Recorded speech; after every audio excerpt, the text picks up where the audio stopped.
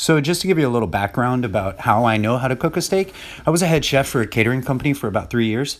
And during that time, for the first year, I really didn't know what I was doing. And until I read a book that was how to cook an amazing steak every single time. And what the author had concluded after about 45 different techniques was that slowly bringing up the meat to temp and then letting it rest and searing it off at the end created the most delicious, tender piece of meat. So this is what I learned, and this is what I continue to do for the rest of my chefing career, and I managed to make a perfect steak every single time. So let's go ahead and show you how I do it. So this is the most important part of getting a perfect steak every single time. Let it get to room temperature. So what I do is firstly open the meat up and go ahead and give it a generous coat of salt, which I don't have ready, ironically. So let's go ahead and grab some of this.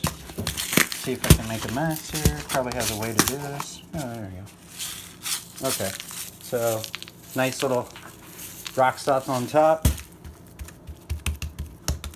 Each side. Get that out of here.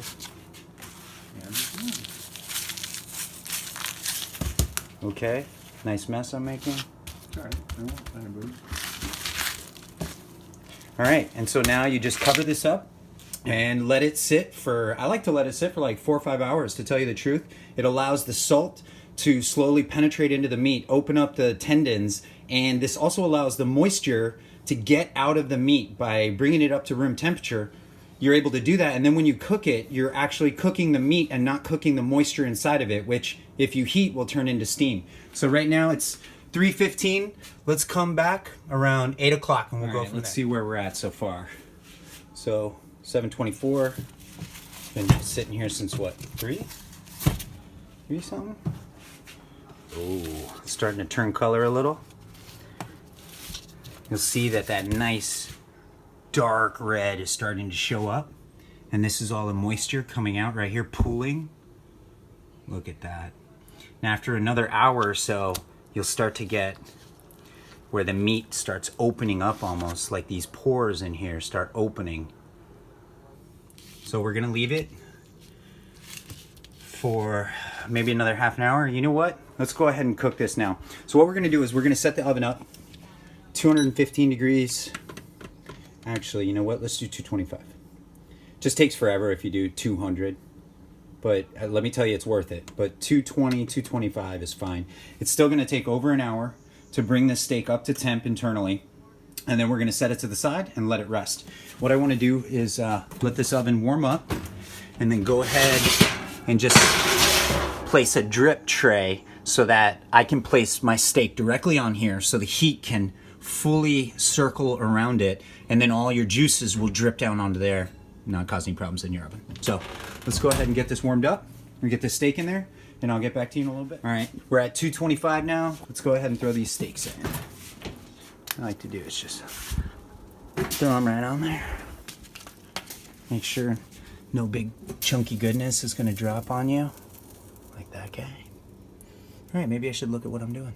All right, we'll go ahead and set the timer for 1 hour and we'll come back. Actually, what I do is after about 30 to 40 minutes, I'll flip it over.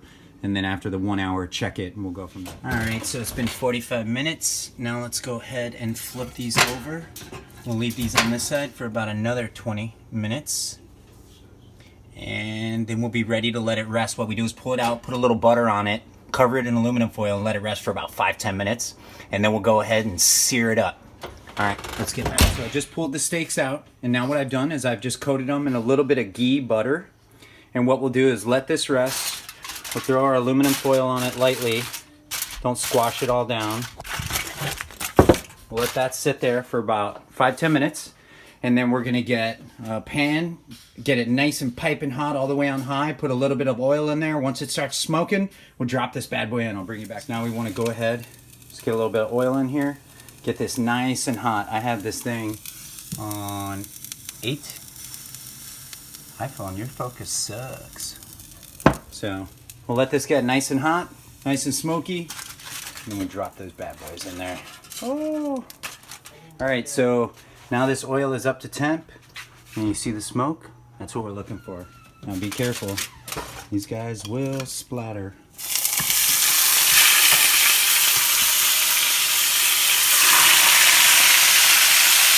I know my lighting sucks, right? So we're just gonna go ahead and let these guys roast. Got a little bit of olive oil in there. What we wanna do is basically fry the outside for about 30 seconds. And then we'll flip that, do it for another 30 seconds. After that, we'll once again let the meat rest. Go ahead and clean this plate up.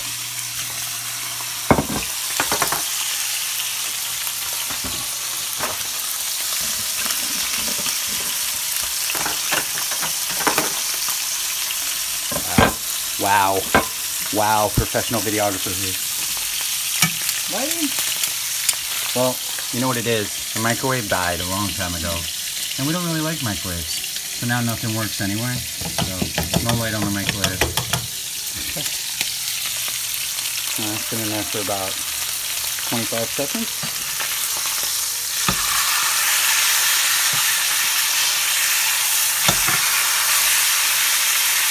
So we want to see, nice char.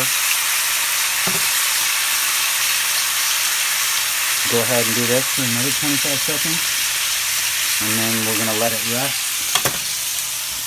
Yeah, 5 minutes. And then put the aluminum foil back on for the last resting. Alright, I'm not going to bore you with this. I'll come back when it's all done. So now we've had it 25 seconds on that side. Let's go ahead, set this off to the side. Go ahead and let that rest. And I'll get back to you in about 10 minutes. We'll go ahead and slice her up and see what we got. So here we are. We've let it rest for about 5 to 10 minutes. And what I like to do is just kind of clean off some of the edges where the main fat is. And then just start slicing into it.